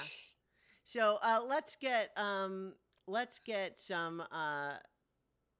finesse rolls from both of you here. Just Okay. as you're sneaking back out of that area. Okay, this I'm That's not great on, but still not great, Mhm. but better, and Better. again with fear. Yeah. Okay. 14. Well, those are both enough that I think that you are able to regroup with the rest of the group without getting spotted. However, I do take too much. You get the fears. Yeah. Yep. But yeah, so I think you were able to like get back with the rest of the group where you had been waiting in kind of a safe observation spot. Uh-huh. And I will introduce myself by saying, "Gents, lady, lovely to meet you. Let us mosey. We'll talk on the Whoa. road." Well, that was Was uneventful. really smooth. Everyone's I just really expected impressed there with to be- Sue. Like she did it so fast. Sue, you really did a good job there. Yeah, Huh. Impressed. you know, I would have thought someone would have raised the alarm, but obviously you guys are. Yeah. That Hey, was, that was Doing impressive. this as we walk. Skill. Yeah. Always So we walking- keep skill. going. Yeah. Okay, yeah. So I think that before too long here, if you're just leaving at this point, you're able to do that without being detected. Yeah. Yeah. Yeah. So I think you can get to a place where you feel comfortable talking. Yeah. Bright looks a little, just like he's glad to have a new companion, but he does look a little disappointed. He glances over his shoulder at the manor house a couple of times. Says, well, Oh. And Clem will come over and Let's put a hand first on. get so Dusty, please describe yourself so everyone just knows what they're looking at here. So, gents and lady, my name is Dusty Knickers, troubadour extraordinaire.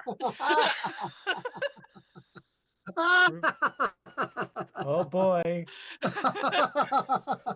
Oh. Oh boy. Oh. And my Oh.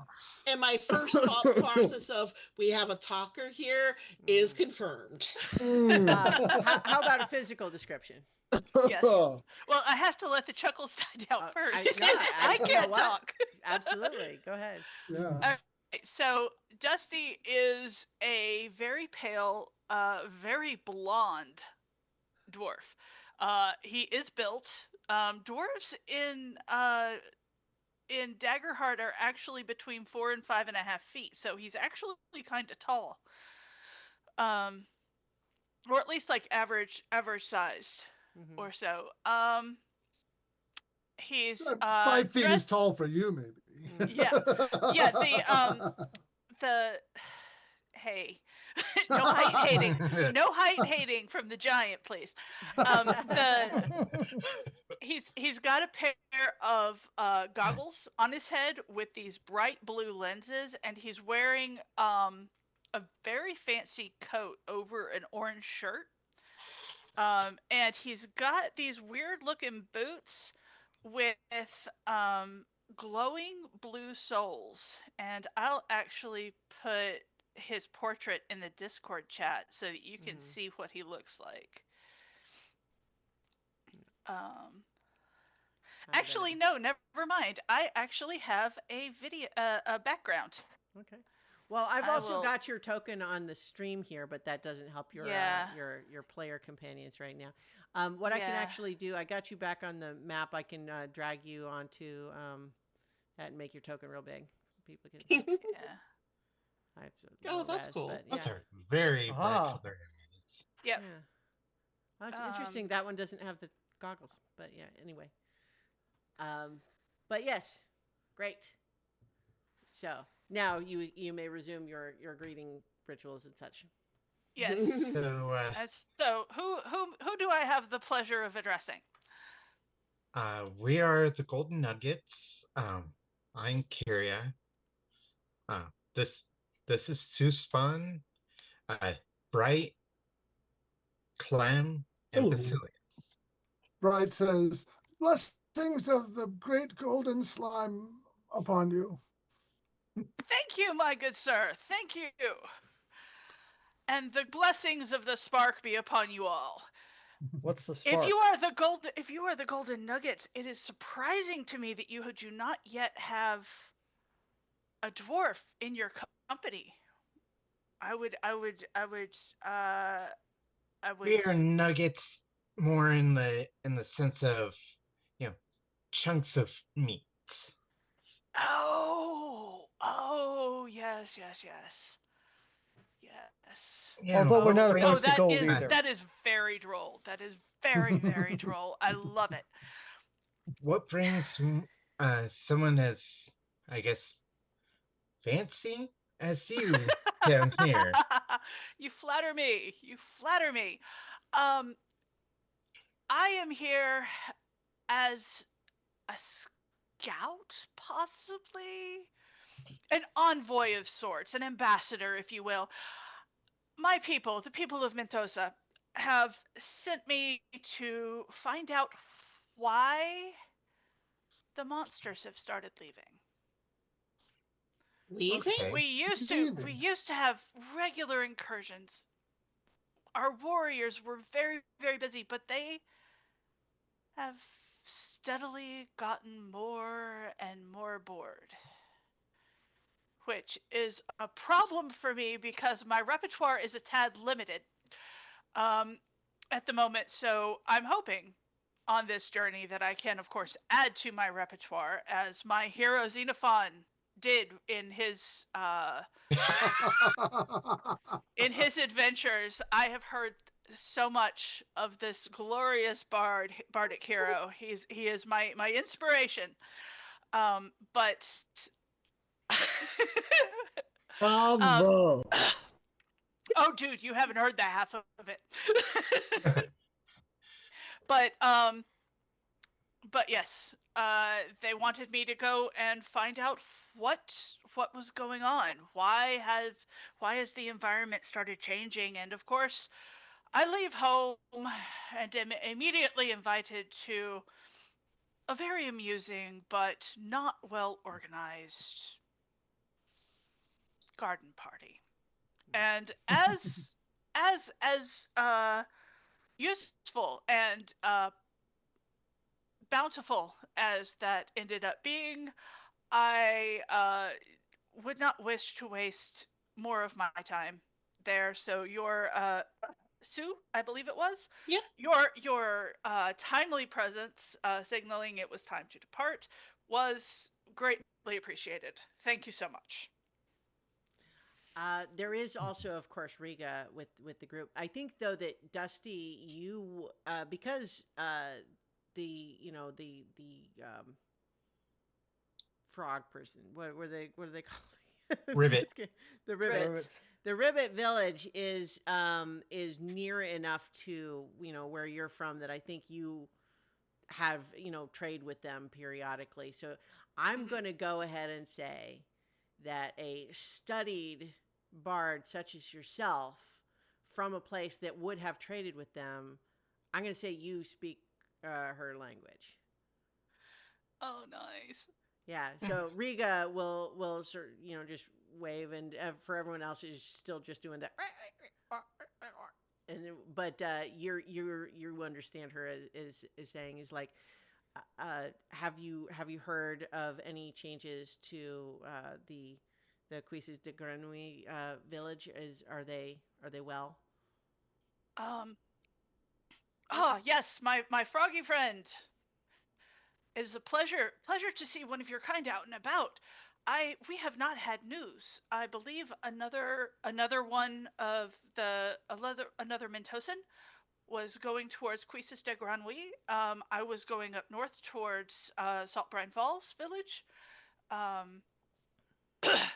am hoping that since you are coming from a downward direction that you have passed through there recently and can give me news. But unfortunately, I do not actually have news of your village at this point. I'm going on the assumption that no news is good news.